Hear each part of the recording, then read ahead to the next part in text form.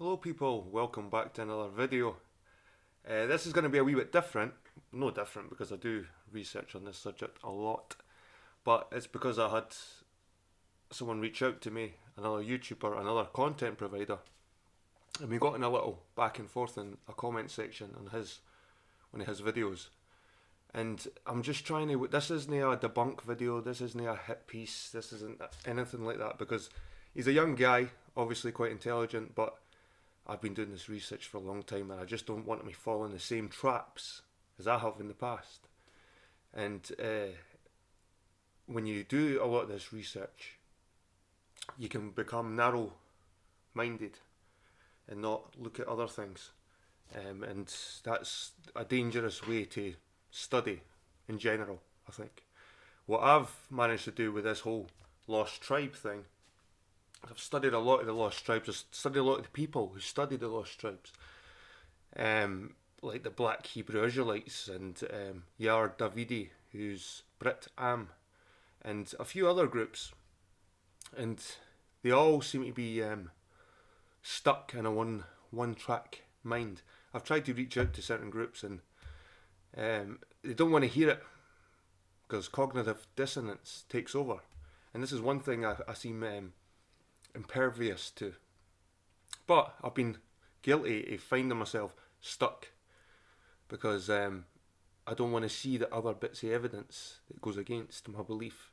But now I'm older, I do that, and I'm humble enough to accept the evidence that debunks anything I thought I believed in, and that's why you have to be careful when looking at this stuff, because you could find yourself actually propping up or promoting the very evil that's within our society, that's taken over society, that's creating the system we're in now, that we're stuck in now, we're enslaved to now. So people, this isn't a hit piece, this isn't a debunk video like I said, but I just want to show people where I stand with this whole lost tribes stuff. I've took a few notes, but guys, if you've watched my videos in the past, there's so much research. I couldn't sit here blabbering on all the evidence, the kind of links, the Celtic nations, Europe, the Celtic Europe in general. I'm not just saying Ireland and Scotland. Europe was pretty Celtic before Roman expansion. Even Rome had their own pagan gods. This whole idea that paganism is bad. This is another thing that the Bible seems to want to wipe out, is the whole paganism aspect. And this is a system that we ran on for thousands of years, and maybe it wasn't perfect, but what gives them the right to enforce their system on top of us? And you could say that the Scots maybe done that to the Picts back in the day, but there's no evidence for that. They don't know whether the Scots smashed the Picts or the Picts blended in it. They don't know. But the whole point of that is they were closely related peoples. They were on each other's borders for years and years. So you could say, oh, the Scots took over the Picts or done this, but you've got to remember that this Latin influences came from far away, and into our culture, the whole of Europe, and plagiarized, and they had us subservient to kings and queens for hundreds, maybe thousands of years, and the Bible supports that system, and that's what I found.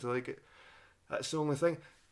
The Celtic people, the story of the Exodus and things like that, I do think it was probably ingrained in the origin stories of European people, because I do think that the European people, they were pagans for a long time. They probably started adopting some kind of monotheistic religion. The Romans came over, had a little taste, took it back to Nicaea, create their own religion out of that. We wouldn't even call it Christianity that was in Europe, because there wasn't Christ.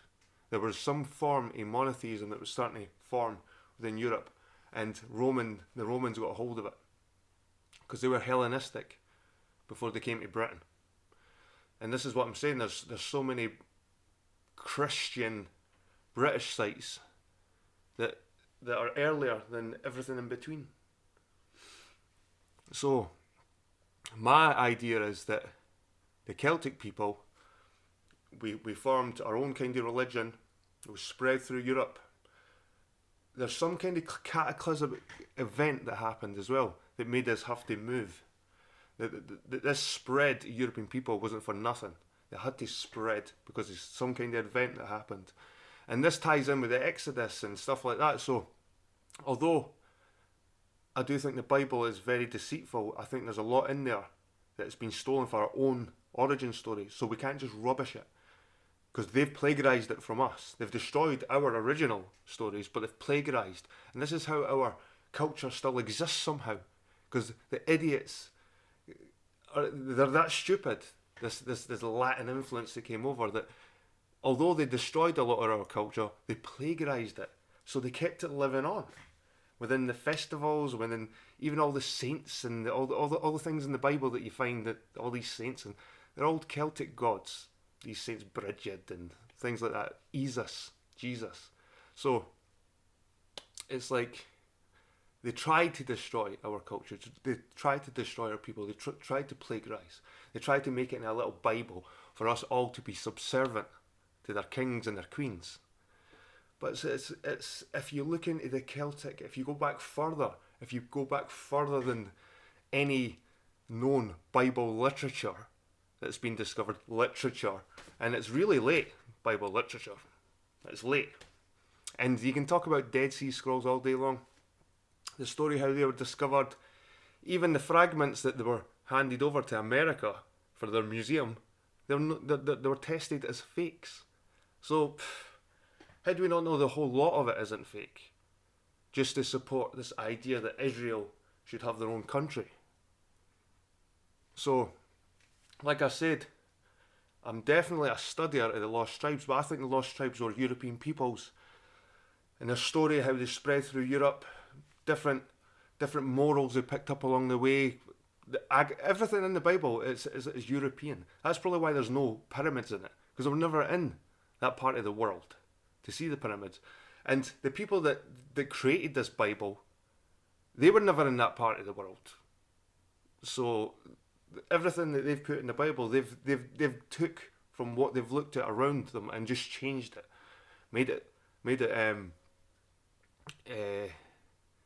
made these places in Britain and Europe more like they'll just throw a couple of palm trees, a couple of olive trees in the sentence, and suddenly we're in a different place. Now you can still get fig trees, olive trees, stuff like that growing in Europe, Libyan pine, all this stuff. It's a European book, the Bible. And if it's not a European book, it's definitely got mostly European influence through it. So the Bible, for people to take the Bible literature, and you get these black Hebrew Israelites, you get guys like Toradh here, who he may have a good purpose in all this, but he's turning into one of these black Hebrew Israelites, but he's got white skin. But whether he likes it or not, that's what he's turning into. That's what he's looking like. I think that this whole idea was used on us a long time ago. This idea that chosen people and God gave people on earth the right to rule over other people, which is wrong. That's not human nature. God doesn't give humans, flesh and blood, the right to rule over other flesh and blood. That's not human. And the Bible promotes that. The Bible promotes monarchies. And monarchies, when the Bible was written, apparently, again, there was still there was other forms of democracy. There was other forms of systems. There was republicans. There was democracy. All the Greeks and the Romans have been through these systems, so they can't say that the only reason why they talk about monarchies in the Bible is because that's the only system. No, there was other systems in place, democracies and republics. So the idea that the Bible pushes monarchy, they want you to bow down to monarchy, it's quite prevalent. It's prevalent. And other systems were known, but they push these kings and lords and king of kings, lords of lords. And like I said, I'm not saying monarchy was a bad system. It probably was a better system than a lot of systems. But the whole idea of these royals being picked by God, and it's called the divine right. This didn't exist. The divine right didn't exist in Scotland or Ireland or Britain before the Normans came over. This idea that God picked you to rule over people. There was a system called tanistry in the Celtic world in Britain. And it was a monarchy, but the person that was ruling got elected by other elders and clan leaders. It was who was the most powerful. It wasn't because God picked them. And this is not a bash at monarchy itself. It's a bash at the system of monarchy that they put in place, this divine right. And this is what the Bible justifies to the people. If the people read the Bible, they'll be convinced that God chooses people to rule over you. And this is what these elites want. They want you to be subservient. They didn't want you to take them off their thrones because you're doing something against God's will. If you take these people off their thrones. So this divine right nonsense, this is another thing that the Bible promotes, monarchies and divine rights, and you have to go back to the old systems that were there, like the Brehon Law. The Brehon Law was a system that existed before the English common law and the crown. And this is why, you know, the Bible and these royals and these elites are hiding stuff and destroying stuff, because there was systems before in place and they've totally destroyed them. Cromwell done a good job of that in Ireland. Practically burnt every church down. All the records, everything. All in the name of God. And this was through the Bible. Because this is God telling him to do this, Cromwell. So the Brehon Law. And this is another theme that goes through the Bible. And you know they're pushing a matriarchy system. A patriarchy system rather than a matriarchy. Because although Celtic society didn't base itself on a matriarchy, it was even. Like the gods, the culture, women had an even role in society. They weren't pushed to the bottom. Women actually had a place, and women could be rulers, and women could have many husbands and stuff like that. Like the Brehon Law actually supported women's rights before any of this rubbish was around. Look at the Brehon Law and where women stood. The English common law took away all that crap. Took away that. So you've got to look at the Brehon Law. You've got to look at tanistry. You've got to look at the Ogham language, which existed before Latin and all this rubbish. The Gaelic language and the Ogham writing system existed ancient times. And they've done, like I said, with burning the churches down in Cromwell, and they've destroyed all these stone monuments. They've destroyed them all. They've moved them around. They've replaced them with forgeries to push their own agendas. And they've done it through the Bible. They've done it through fake Christianity. And like I said, this isn't a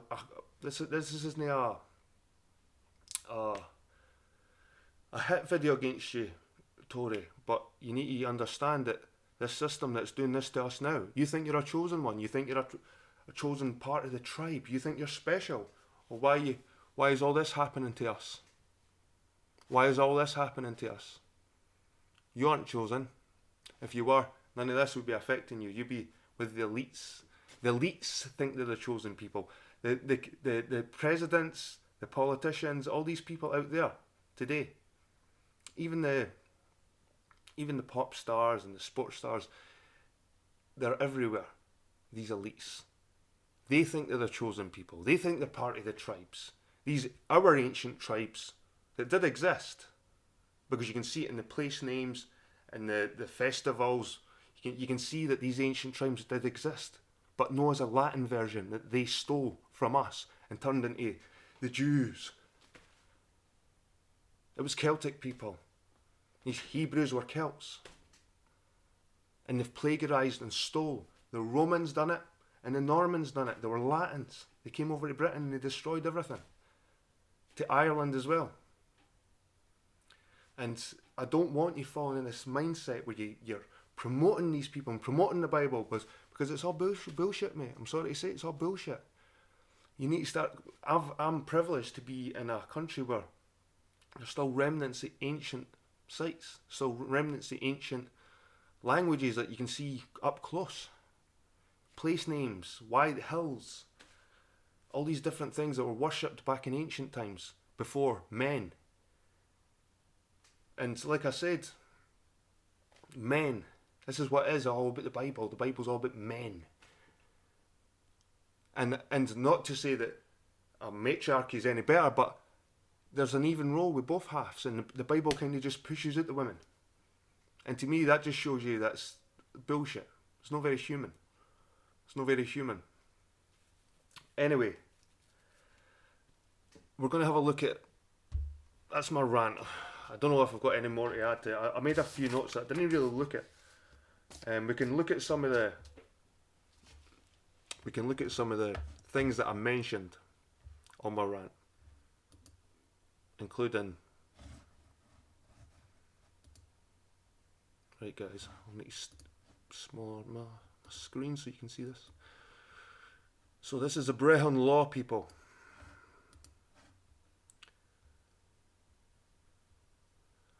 Ireland's Brehon laws were way ahead of their time.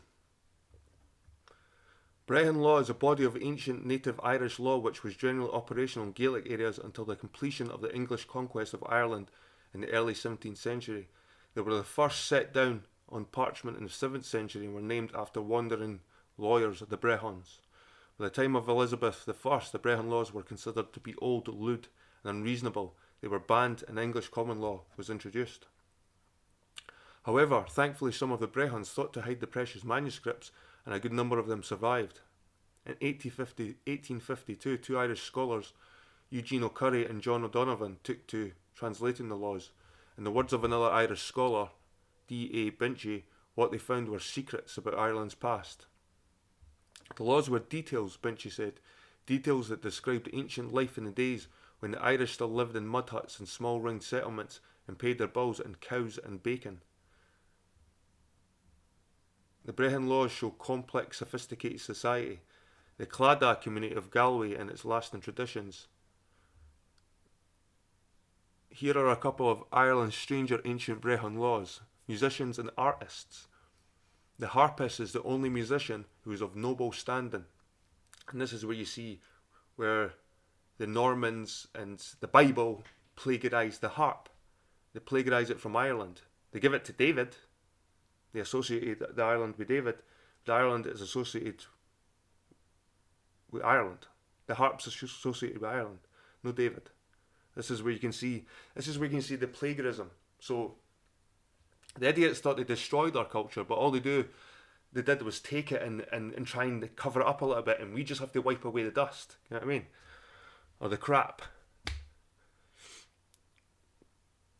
So flute players, trumpeters, and timpanists, as well as jugglers, conjurers, and equestrians who stand on the back of horses at fairs, have no status of their own in the community, only that of the noble chieftain to whom they are attached.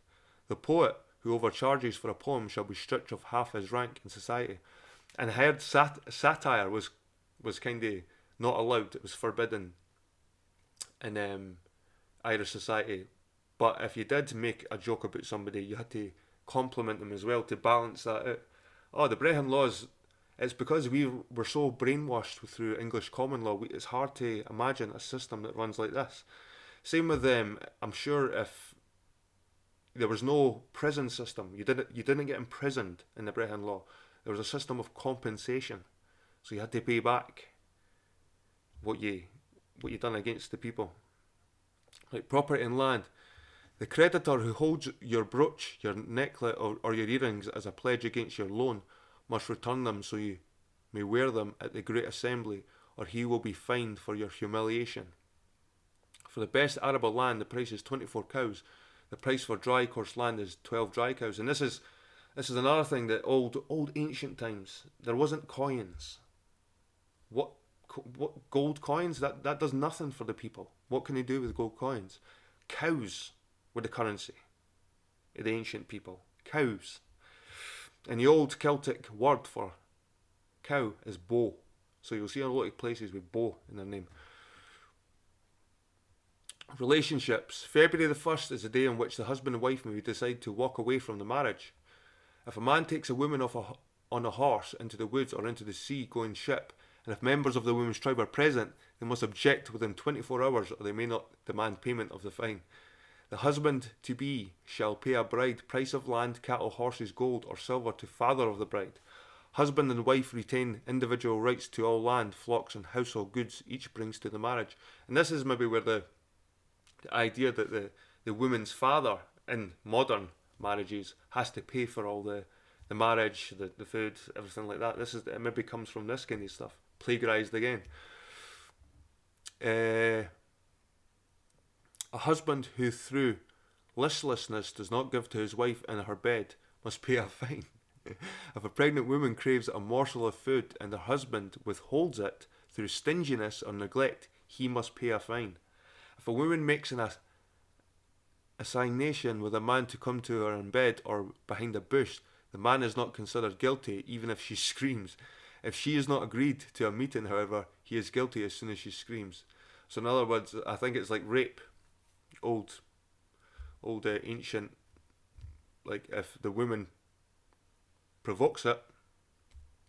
When you become old, your family must provide you with 1 oatcake a day, plus a container of sour milk. They must bathe you every 20th night and wash your head every Saturday. 17 sticks of firewood is the allotment for keeping you warm.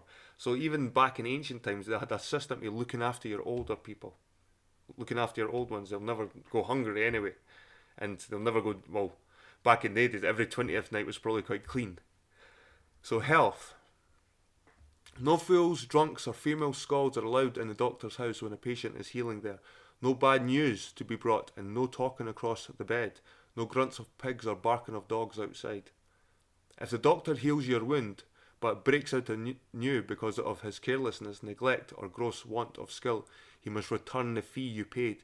He must also pay you damages, as if he himself had wounded you. So there you go. Like, compensation was a big thing back in the day. And even the upper echelons of society, like doctors and that, couldn't get away from it. Whoever comes to your door you must feed him and care for him with no questions asked. And this is hospitality, ancient Celtic hospitality. You had to feed a stranger coming to your door. You had to. It is illegal to give somebody food that has been found with a dead mouse or weasel. A layman may drink 6 pints of ale with his dinner, but a monk may drink only 3 pints. This is so he will not be intoxicated when prayer time arrives.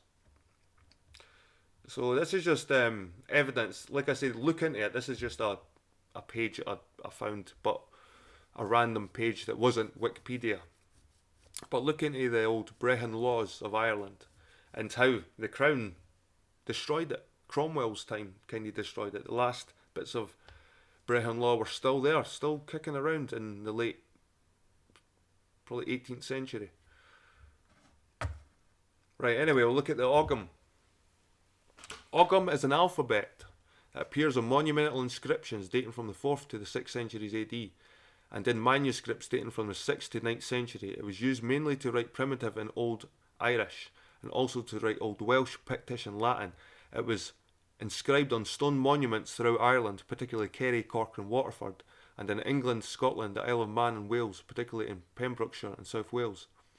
The name Ogham is pronounced Om in modern Irish, and it was spelt Ogham and pronounced in Old Irish. Its origins are uncertain. It might be named after the Irish god Ogma, or after the Irish phrase Ogam, point seam, which refers to the seam made by the point of a sharp weapon. Ogham is also known as Ogham Crab, Tree Ogham, Bethlis Fern or Bethlenean, the first few letters. Ogham probably predates the earliest inscriptions. Some scholars believe it dates back to the 1st century AD, as the language used shows pre-4th century elements. It is thought to have been modelled on or inspired by the Roman, Greek or runic scripts. It was designed to write primitive Irish and was possibly intended as a secret form of communication. While all surviving Ogham inscriptions are on stone, it was probably more commonly inscribed on sticks, stakes and trees. Inscriptions are mostly people's names and were probably used to mark ownership, territories and graves. Some inscriptions in primitive Irish and Pictish have not been deciphered. There are also a number of bilingual inscriptions in Ogham and Latin, Ogham and Old Norse written with the runic alphabet. So notable features, type of writing system, alphabet, writing direction, inscribed around the edges of rocks, running from top and left to right or left to right horizontally in manuscripts. So here, guys, is the Ogham alphabet. And surely there would have been a lot of our culture and history recorded on with this kind of stuff, this language.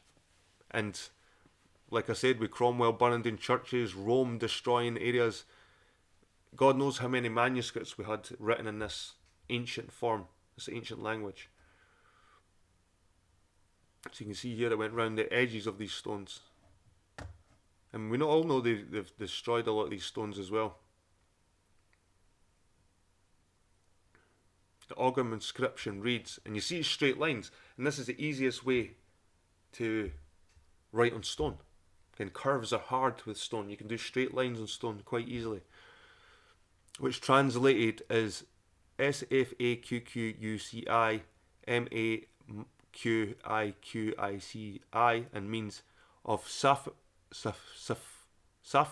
son of Cicus, of Saphacus and of Macacus, son of Cicus.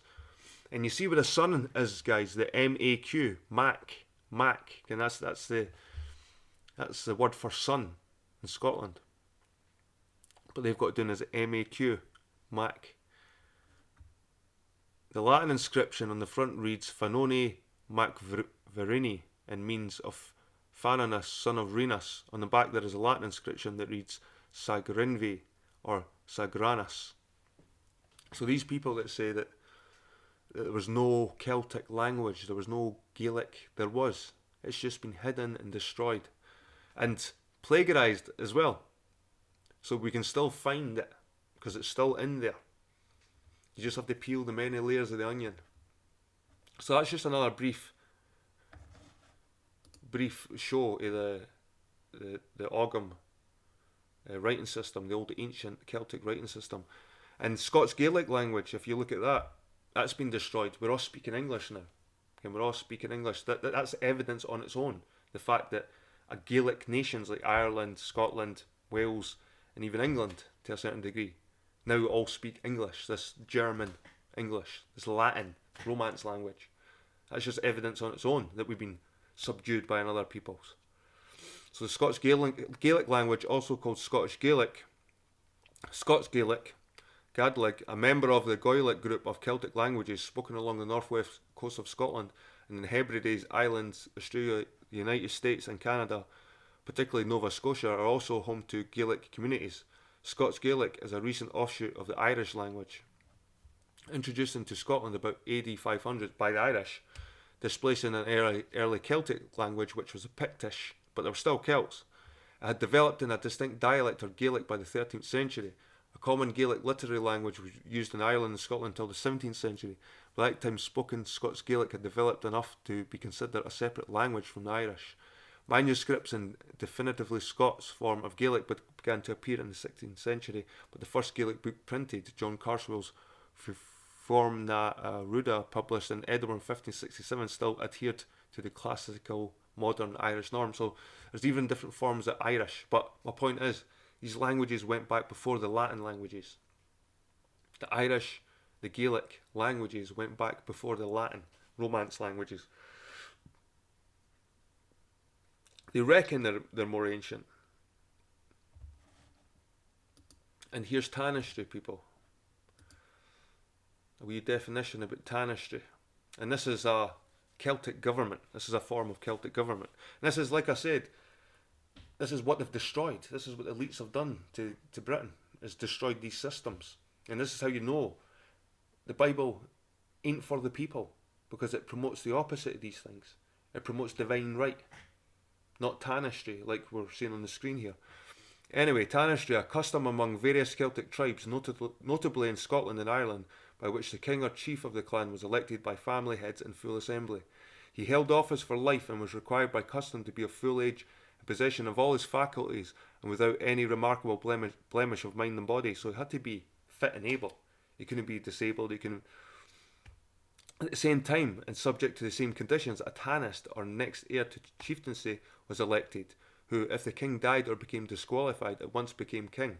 Sometimes the king's son became tanist, but not because the system of primogeniture was in any way recognised. And this is the English form, primogeniture. This is where the divine right comes in. Indeed, the only principle adopted was the dignity of chiefmanship should descend to the eldest and most worthy of the same blood, who well could be a brother, nephew, or cousin. This system of succession left the headship open to the ambition and was a frequent source of strife, both within families and between clans. Tanistry in Scotland was formally abolished in the 17th century during the reign of James VI of Scotland, James I of England, and the English system of primogeniture was substituted. And this, like I said before, with the Brehon Law, was the same sort of idea, destroyed and replaced with the English system. English common law, Brehon was replaced with. And this system here was replaced with primogeniture. So let's have a look at. So these are 15 major Celtic gods, and you can see Bridget here. They've got Saint Bridget, but a lot of the Bible plagiarizes these gods here. There's Cuchulainn, guys. You need to listen to the story of Cuchulainn. Amazing story. The Morrigan, the goddess of death, war. Danu. This is where the tribe, the Dan tribe probably get their name from. Is this goddess Danu. And like I said, if you look into the major Celtic gods, including Isus, because it was Isus, no Jesus, because there wasn't J's in Celtic times, there wasn't such a word. So they had Isus, and their followers sacrificed people on trees, hung them up on trees and stabbed them. How did Jesus die? He was hung up on wood, stabbed in the side. So you can see where they plagiarized Isus. You can see Danu, Bridget, Lu. This was a solar god. So Lucifer. You can see this is how they kind of they couldn't totally destroy our culture. And same with the festivals that we have, guys. If you look at Samhain or Beltane, they still exist today. What the Latin Church tried to do, they tried to change it to All Saints' Day, and it changed it to Halloween, and they Americanized it, but it's all lost. But there is roots, and it goes back to the Celtic festivals, the Beltane and Samhain. And Beltane was like May Day, the celebration, because I think in ancient times there was only really two seasons. Modern times they've developed all these ancient different seasons like Yule and all these other things, but I think really if I was an ancient person looking at the world, there is only two seasons. There's a summer and there's a winter, and autumn and spring are just the transitions in between summer and winter.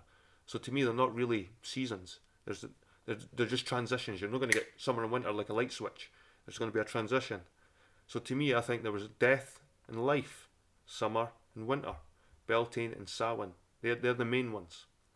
But if you're looking at them, you can see where the Christians plagiarized, and they've put it in the Bible. And these lost tribe people think they're part of this tribe, and they're following the Bible literally, when the Bible is a book about the European people, but they've replaced them with tribes of Jews and stuff like that, and Middle Eastern people. But all this stuff happened in Britain. This is my belief. But like I said, Tori, if you're watching, you need to look into, if you think you're Scottish, you think you're Irish, and you think you're for the royal tribes, and you think you're for Dan and all this stuff, well, you need to look into what were the people before Christianity, Latin Christianity came along, or when Latin Christianity plagiarized the Scottish and Irish religions and turned it into the Bible. But this is just a book, but I'm just going to read the premise here. Children love holiday celebrations, but most don't know why they wear masks on Halloween or watch the groundhog on February 2nd. Now they can discover that many of our modern traditions started with the festivals of the ancient Celts. The Celts were farming people, so their festivals marked the important events of the agricultural year. Imbolc in very early spring celebrated the birth of new lambs, while Samhain in late fall celebrated the end of the growing season and the beginning of winter. If we look at our modern calendar, we'll find that Groundhog Day falling where Imbolc did, Halloween where the Celts celebrate Samhain, and a host of other holiday correspondences. That's because descendants of the Celts were among the first Europeans to settle in the New World, bringing their holiday traditions with them in a world of electric lights and store-bought foods. The ancient Celtic festival can help children make the connections to nature and their ancestors did. Whimsically, illustrated activity pages invite them to bake. So it just goes on a bit. But my point is that in this book makes a point that the first people into Europe, this is what they believed in. The Bible's late. The Bible's late, Tor. You need to go back to the ancients to find out who you really are, and why we're living in this system, and why these elites rule us, and they rule us with the same old ideas that are found in the Bible. Ruling elites, ruling divine rights of men. But anyway, we'll have a quick look at Tory's video, and we'll see what he's got to say. Like I said, he's a smart boy, but I think he's just got a wrong direction. Maybe I'm here to direct him properly.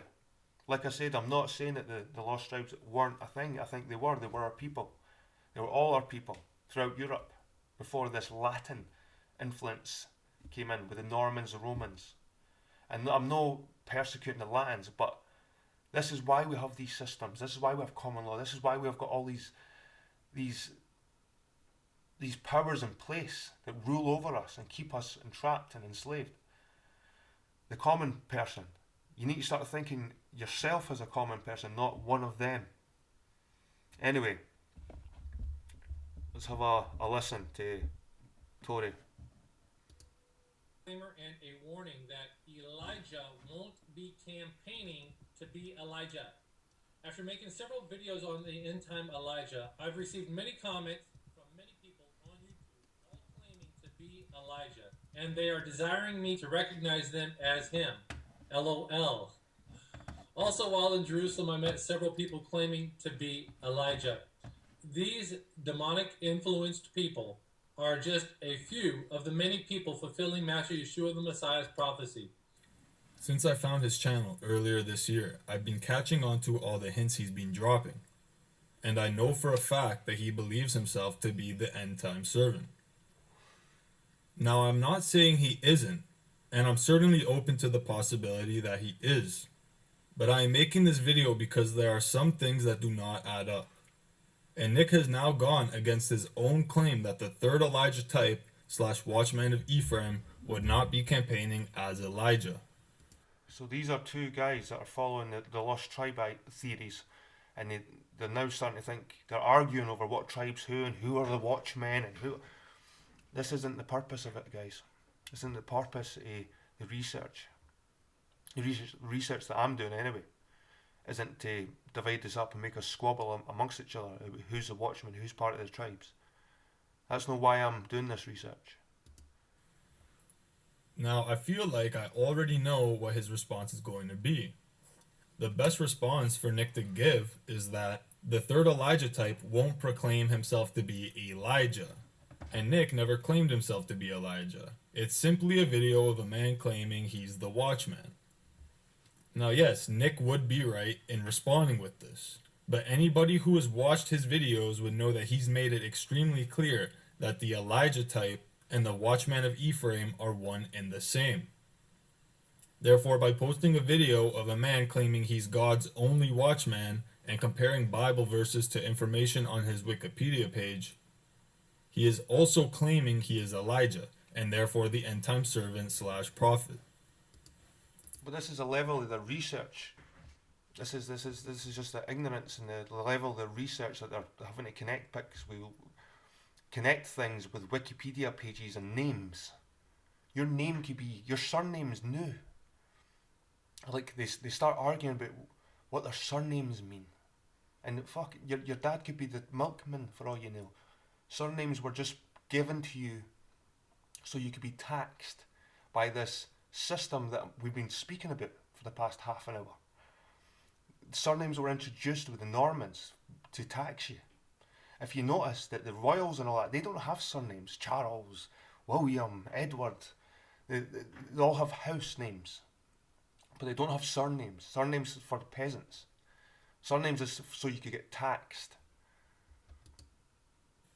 Now, Nick knows what he did, and this is why comments are turned off on his latest post.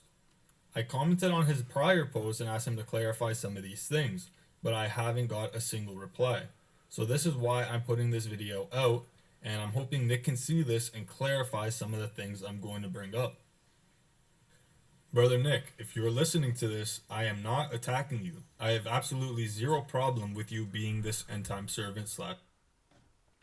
Right, so they think they're end-time servants, blah blah blah. So he goes on to talk about the heraldic symbol. By the lane. In many of my videos, I prove that the direct paternal descendants of the tribes of Israel will carry the exact heraldic standard that was gifted as a blessing to their specific Israelite forefathers. And maybe these ancient symbols did exist back in ancient times, but it wasn't heraldry. It was ancient symbols. There were symbols. There were pictures. But it wasn't what you call modern heraldry. This is what the Normans brung in. They brung in Norman heraldry. They adopted these symbols, these ancient symbols like snakes and bulls, lions, trees.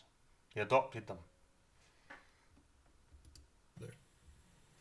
If you look into these, in fact, are ancient. You probably say these are ancient Celtic symbols.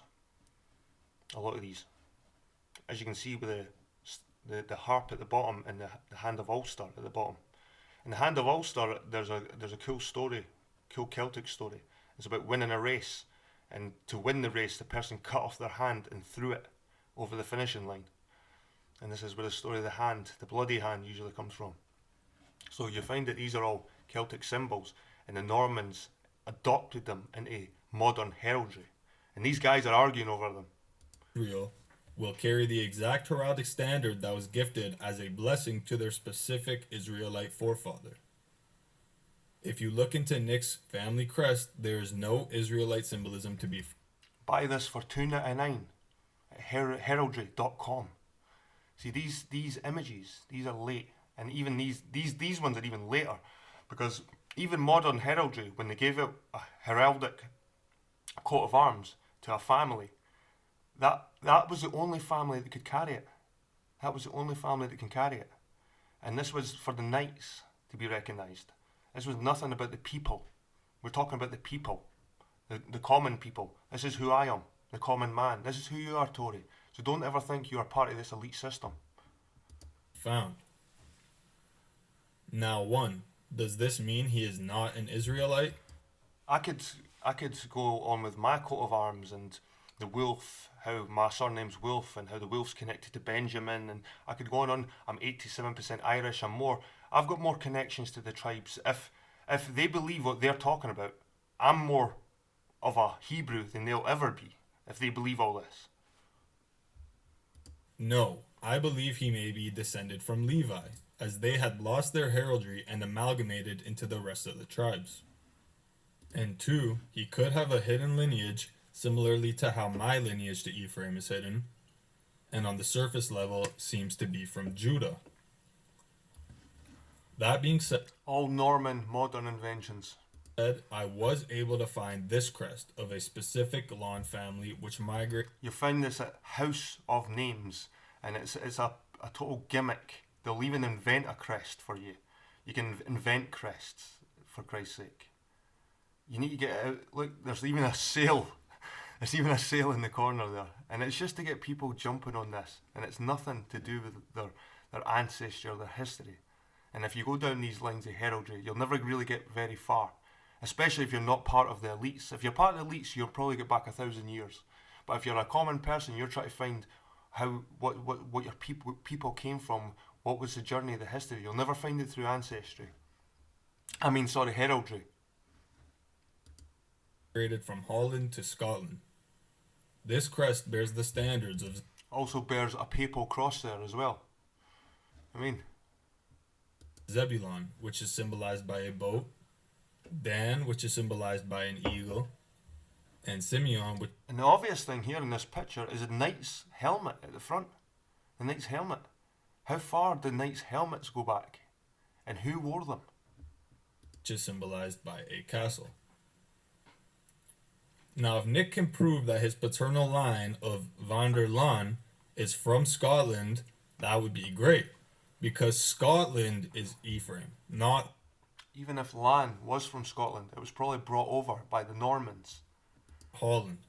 Matter of fact, So think about that. If the name Lan is, if you find in House of Names Scottish, it was probably brought over, if you look deeper into the name, by a Norman family. So where does that leave your tribes? Where does that leave you as a people? all of the British Commonwealth is Ephraim, the company of nations. Whereas the brother Manasseh comes out of Ephraim and becomes one single great nation, aka the USA. So why on earth is Nick telling you all that Ephraim, AKA the USA, but if you look at Britain, Britain is a amalgamation of nations. It's not just one country. The British Isles, should you say, even including Ireland, is an amalgamation of many countries. And America, places like America and Canada weren't even thought about when they were thinking about these biblical stuff. It was, come on, what are you talking about? is USA, and that he was born in Ephraim along the coast. He should know that Manasseh is the USA, as it's clear through prophecy and symbolism.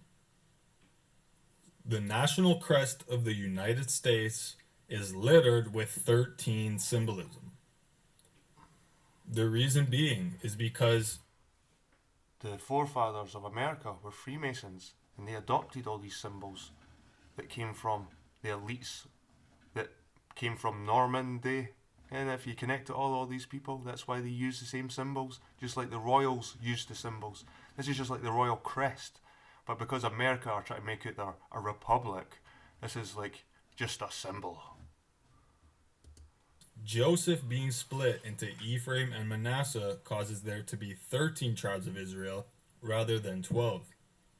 That's why Manasseh's coat of arms has 13 arrows representing Jacob's blessing to Joseph, that they inherit extra land that Jacob won by defeating the Amorites with his bow. Also, that Manasseh would overcome all the archers.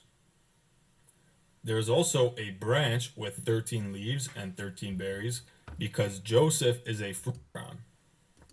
However, as part of the British and look at the coat of arms.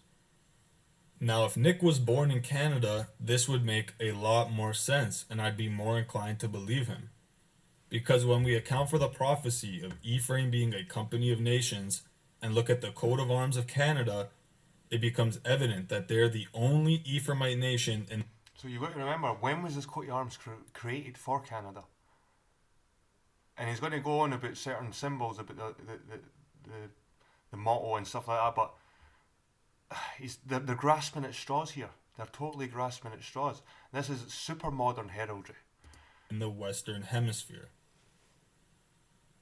Furthermore, Canada is part of the British Commonwealth and is allied with the Queen of England. So this is what he's trying to justify to us, that Canada is part of the Lost Tribes. England. Which they're not part of the Lost Tribes, they're just part of the system that created this Bible. This is what they can't see past. They think they're some kind of chosen people. They can't see that this is just a symbol of the system that's ruling them. It's making them subservient. Canada's coat of arms is actually extremely similar to the UK's, in the sense that there is a lion on the left and a unicorn on the right. However, the difference is the lion does not have the crown, because we are now in a crown colony. Alright, did you not see the lion at the very middle, at the top? Oh, he's wearing a crown! The lion's not wearing a crown because blah blah blah. Well, look at the lion up there in the middle. The very top. It's holding the Canadian maple leaf. Jeez, you need to look a little harder. Not the country of the crown. On top of the lion, you see the British flag, aka the covenant flag, because Brit means covenant and Ish means man. Therefore, British means covenant man's flag. This flag is called the Union Jack, aka Union of Jacob, and Jacob was renamed Israel. Obviously, the unicorn is a symbol of Ephraim.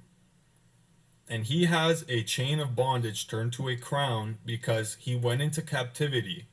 And through Shiloh, aka the Watchman of Ephraim, aka the end time servant, the crown is actually passed to the birthright.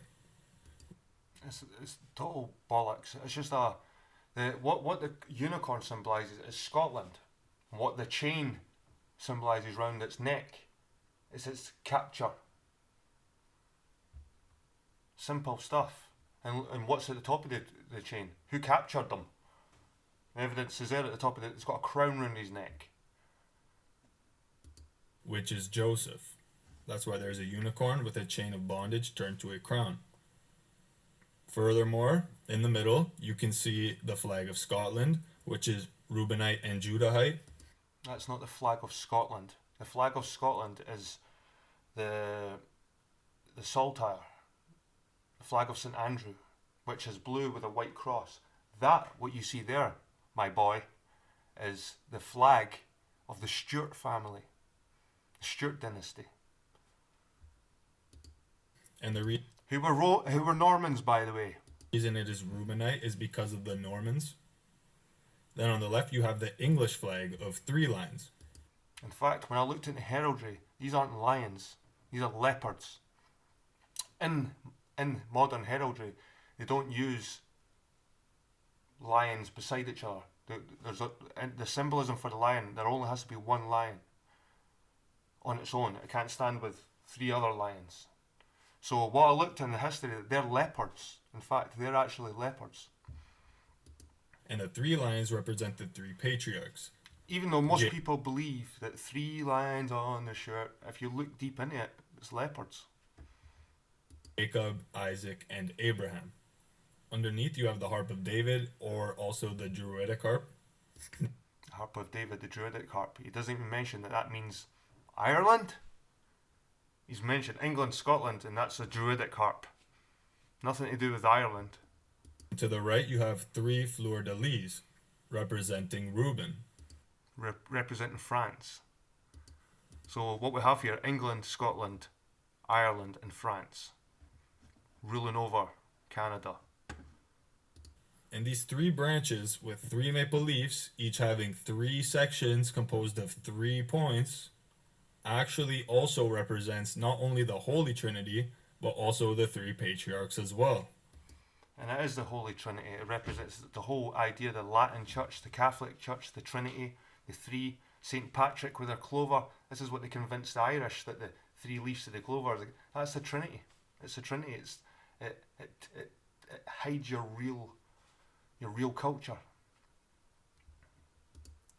Lastly, the phrase Amari usk admer is referring to Psalm 72 verse 8, in which David is speaking of Solomon, and how he shall have dominion also from sea to sea and from river unto the ends of the earth.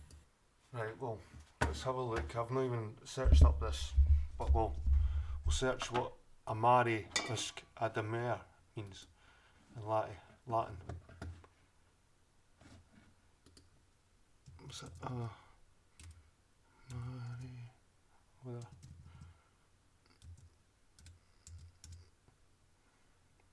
The hell's going on? Come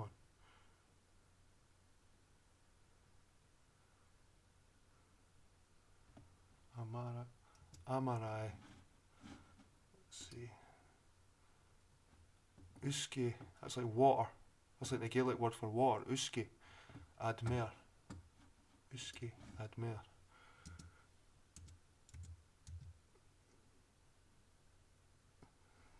There we go.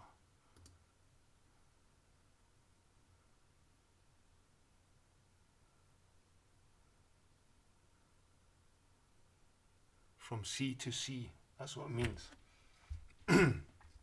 From sea to sea. And it's Psalm 72:8 in the Bible. Et domin abuter amari esk adamer. From sea to sea. It's funny how the Celtic Gaelic word for water is uske, Gaelic. And that means sea, water, something like that. This is how the ancient languages are still there, brother. Now, obviously, And he's finished with the symbols, but I could give you a little more. You can see down here at the very bottom under Uski, you've got the clovers of Ireland, which he never mentions. You've got the lilies, the white lilies beside the clovers for France. You've got the thistle here for Scotland. And at the very ends here, you've got the Lancastrian and the Yorkist rose, both of them inside of each other, which is the Lancashire and the Yorkish royal family. So in other words, we've got all the fucking elites ruling Canada here. This is all this means. And you're not part of it. You're not part of that club. I'm sorry, Tory. this Elijah type / end time servant is also a David type. And not only that, but he will have descent from David through Solomon on his mother's line. So could this verse be prophetic in that this end time servant will be from Canada?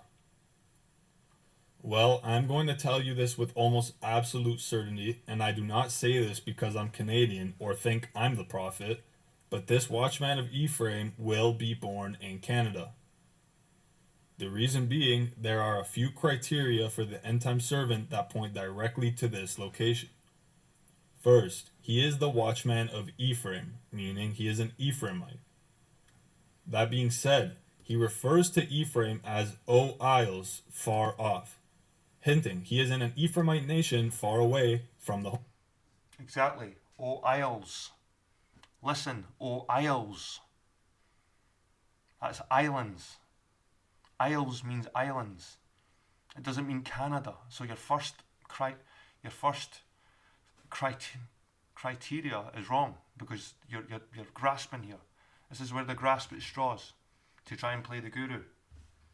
Homeland.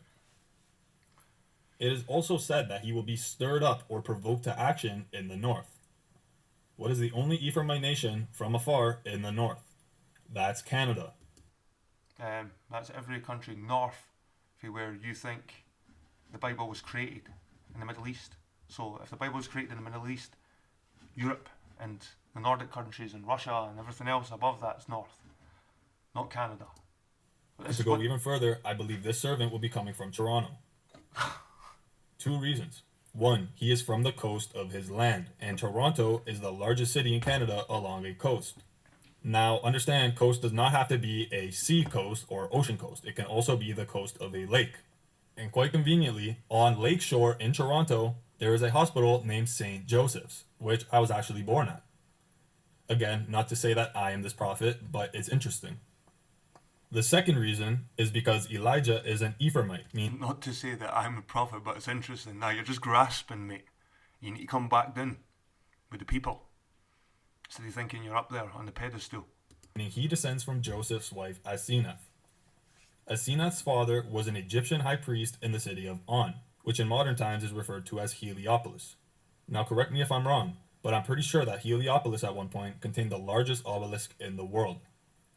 I believe this foreshadows the birth of this servant, coming from the coast of a northern Ephraimite nation from afar, because if you checked out Baalbek, checked out the obelisk there, it is massive. Toronto was also once home of the world's largest obelisk. In fact, Edinburgh has got a huge obelisk in it as well. Quite big. You might be asking what it is? Understand that the CN Tower is just an obelisk with a Baal on top. Grasping at straws. And like I said before, Baal, the word Baal and Beltane and this Baal, this is all Celtic language. What you're thinking is biblical and ancient and Hebrew, this is Celtic. And you're assigning it to a building, a modern building, which you're saying is I don't know. And what did the obelisk represent? Baal's shaft. Now, why would they set up this obelisk in Ephraim? How does it pertain to this servant? Well, as I show in my last couple videos, Ephraim was notorious for idol worship. Old Celtic culture worshipped the cow. This is where you see a lot of the cow imagery in the Bible. It's called the Celtic. Like we said before, that was our currency, was the cow.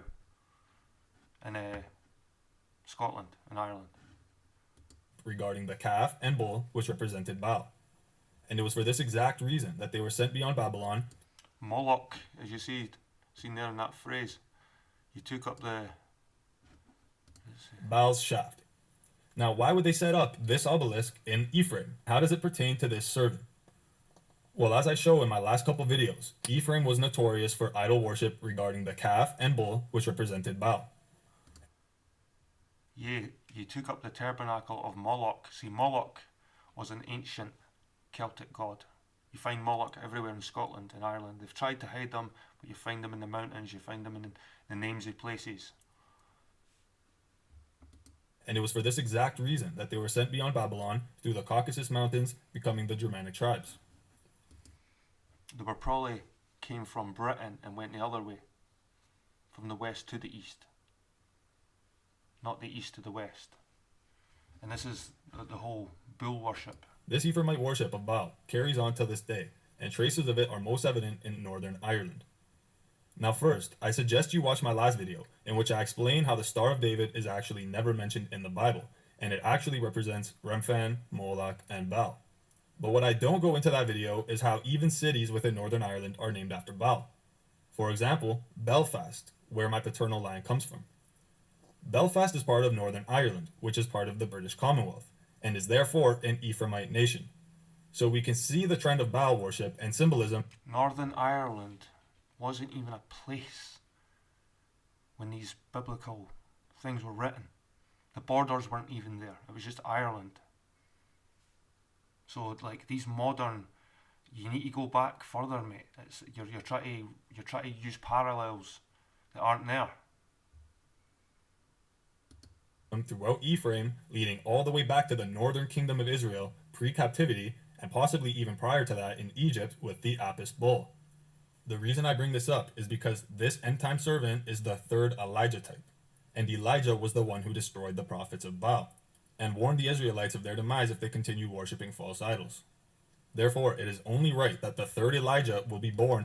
In other words, the Celtic people worshipped a pagan religion that involved Baal, and when this culture came over and replaced us, and this is what we worshipped, and they celebrate destroying it in the Bible. In Toronto, and it is 1, within an Ephraimite nation, 2, in the north and far from the Isles, 3, along the coast, 4, contains a giant obelisk which is foreshadowed through his... It's not north, far from the Isles. It's in the Isles. They'll be found. So this is just total rubbish. The Egyptian lineage from Asenath. And 5, this obelisk was once the largest Baal shaft in the world, and Elijah is the one who faces the prophets of Baal head on. No pun intended. So does this mean that the Watchman of Ephraim will have descent from Northern Ireland? Well, I believe this is extremely likely. Here is a short clip from my video on the descendants of Moses describing a possible link between the Watchman of Ephraim and Northern Ireland. What's incredible is that the end-time prophet was part of the Ephraimite company of nations. This group of Druids was my prophet arrives. That the line is saying that the Watchman is raised up in a Northern Ephraimite by the man-child's anyway, in guys, the Old Testament. He goes through. You can check his video. I'll leave a link to the video, but I'll come back to you. It's been a long-winded one, guys, but it's been a long-winded one, guys. But this is a deep subject, and you don't want to get lost on one track. You don't want to get lost on one track, and you'll be disappointed when you do start to realising, when you start shutting doors and try to ignore things that are obvious. You just become one of these cognitive dissonance zombies. So Toradh Righrean, whatever your name is, take care, mate. I've nothing against you. It's just if you want to go along this line of investigation, don't use me as or my research, or get the wrong idea that I'm promoting this. Because if anything, this is a clue to who our real people are, and it's not these names in the Bible. These are stolen our culture. We can at least get some of it back. Because like I said before, people, they try to destroy everything about our culture, our languages, our customs. But instead, they're too stupid. Instead of totally destroying it, they had to plagiarise it, and we can still find it within our modern customs. Anyway, guys, this was one cut, no edits. I'm sorry it was a bit long-winded, but take care. I'll see you in the next video. Cheers.